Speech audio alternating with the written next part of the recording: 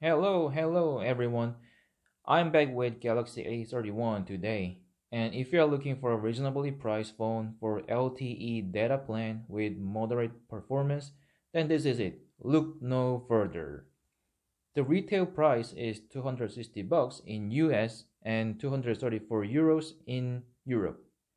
In US Amazon, you can easily find this around 240 bucks, and honestly, I think 240 bucks for a Samsung phone is not a bad deal. Not bad at all. That is a sweet spot for mid-range phone with decent brand recognition. But there is a caveat to take when purchasing this model, and I want to start with AP, processor. It has MediaTek Helio P65 processor, which is a Taiwanese made chip.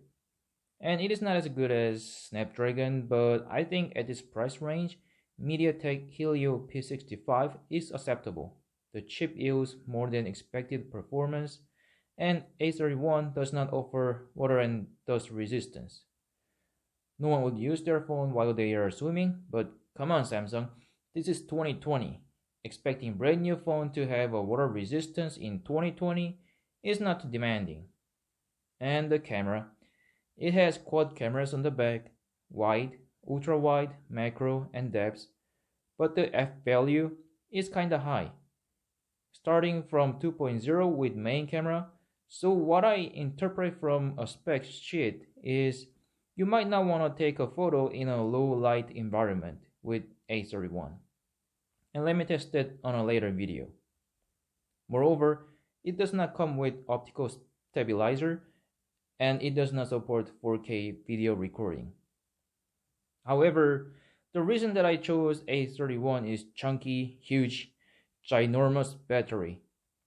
It comes with massive 5000 mAh battery, and which is truly a lot in any segments in the smartphone market. 5000 mAh battery will make this phone last a day or a day and a half easily. And you can do 15-watt fast charge, so you don't have to wait all day long. And it would have been better if it was 25 fast charge, but still 50 watt is okay. And screen is also great. It is 6.4 inch 1080 times 2400 pixels with Super AMOLED display with 411 ppi density. That is super bright, vivid, and big enough to watch video or read text. And it comes with 3 different variations: 64 gigs with 4 gigs of RAM, 128 gigs with 4 gigs of RAM, and 128 gigs with 6 gigs of RAM.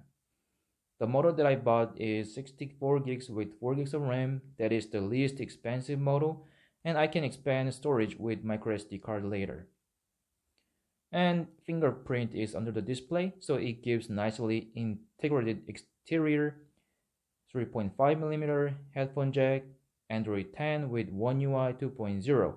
If you're not a hardcore user, and if you use your phone mainly for messaging, web browsing, watching video, and taking photo, then this one offers the right bread and butter.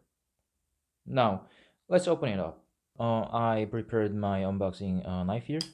Yeah, that's it. And there are 2 seals on the chin and on the head, and I already broke this seal in trial run, so I only have like 1 seal to break. Yeah, that's it. Hoorah! So this is the thing that you will see when you open the A31 first.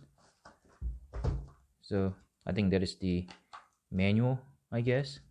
How can I open it? Yeah. Oh, nice. So yeah, this is the first model that I'm getting with proprietary jelly case, transparent. Yeah, no color in it. So I can just protect my Galaxy fresh out of the box.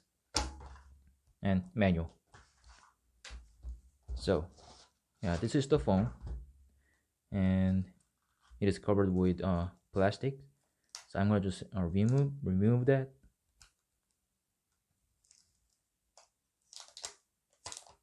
Yeah, just like that. Yeah, let me just put this here.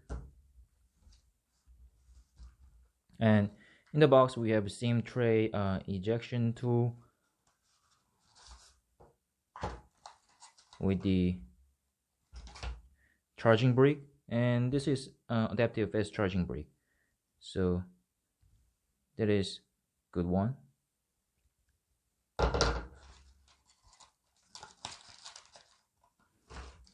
And we have two cables here. I think one is for fast charging. Yep. And the other is for listening to music, like this is just earphone, but it doesn't have any AKG branding on it. It's just Samsung basic earphone with silicone tip on it. Let me just check it out. Yep, it's just basic, normal, mediocre earphone that you can easily find in the market anywhere in the world. So yeah, that's it. Well, let's briefly talk about the device. So it has definitely big screen, 6.4-inch, as I said, and it is definitely larger than iPhone 8 Plus in terms of the actual screen size.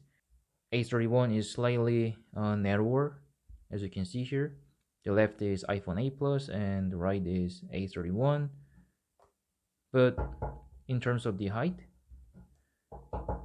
yeah, it is about the same. Not a significant difference. So when you just turn on the phone, the starting screen, we are going to focus on the exterior mainly this time. So on the right side, you can see the volume button with the power button, and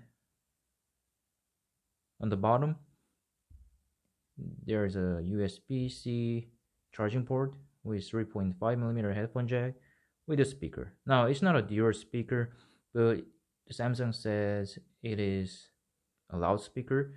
I'm not sure what that means, but the volume should be loud. And on the left side of the phone, you can find the SIM tray here, and on the top it has mic here. And the selfie camera looks like this. It's not a pinhole camera,